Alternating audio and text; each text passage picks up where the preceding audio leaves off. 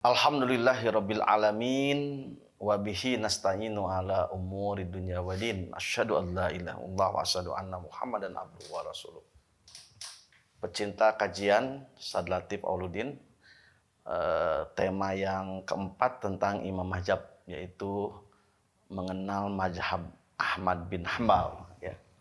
Kita ketahui di empat mazhab ini, mulai dari Abu Hanifah, Imam Malik, ya, Imam Syafi'i, yang keempat adalah Ahmad bin Hambal, masuk Imam Ahlus Sunnah wal Jamaah. Beliau secara struktur pemikiran Islam termasuk Ahlul Hadis, gitu ya. Ahlul Hadis awal itu dinisbahkan ke Imam Malik, gitu ya. Ahlul Ra'yi Abu Hanifah, gitu ya. Dan Imam Syafi'i meramu keduanya. Nah, yang unik adalah bahwa Imam Ahmad bin Hambal, dia termasuk pemikirannya yang sangat mendekati, sangat ketat terhadap sunnah, ya.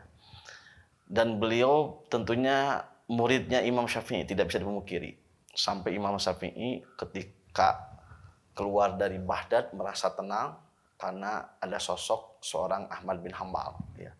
Beliau mengakui keilmuan, kefakihan, juhudnya, waraknya, ya, integritas seorang Imam Ahmad bin Hambal.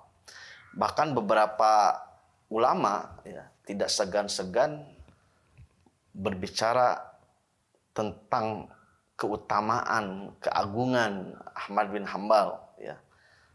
Abdul Razak misalkan, dia mengatakan, aku tidak pernah melihat orang yang lebih fakih, lebih wara, dan lebih pandai daripada Ahmad bin Hambal.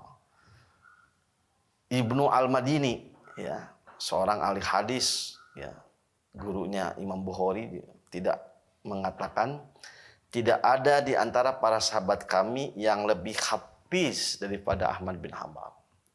Ibnu Qutaibah mengatakan Ahmad bin Hambal itu adalah imamnya dunia, ya. Yahya bin Ma'in mengatakan, seandainya di suatu majelis kita memberikan pujian kepadanya, tentulah kita tidak dapat menyebutkan keutamaan dengan sempurna.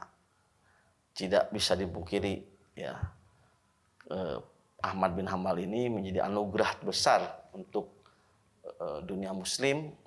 Dia termasuk juga sejajar dengan Imam Syafi'i sebagai mujaddid. Sampai ada seorang yang mengatakan, Hilal bin A'la, ya, pernah mengatakan, Allah telah menganugerahi umat ini dengan 4 orang di zamannya, ya. Imam Syafi'i yang memahami hadis Rasulullah, ya.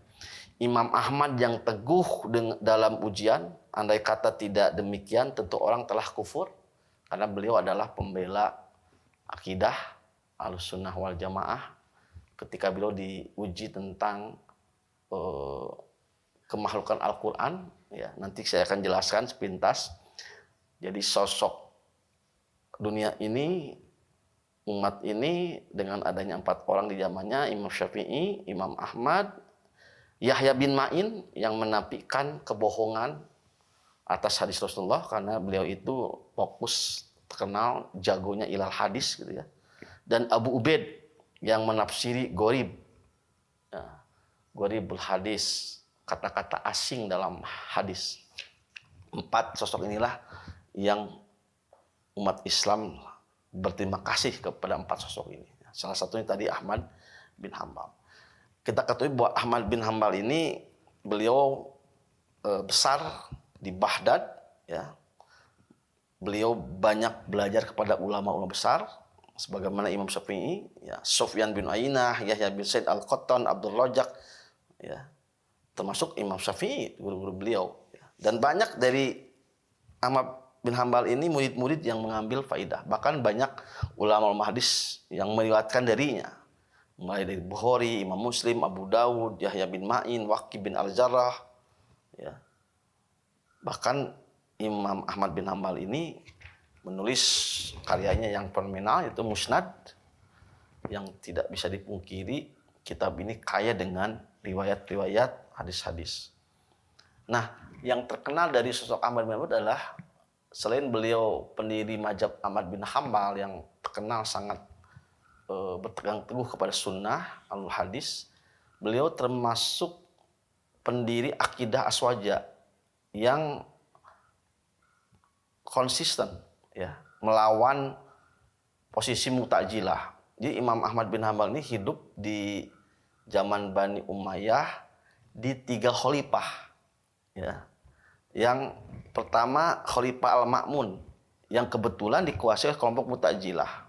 Dan ini terbukti oleh ulama-ulama setelahnya seperti Ibnu Taimiyah, Ibnu Qayyim. Keduanya adalah sangat dekat dengan mazhab Hanbali.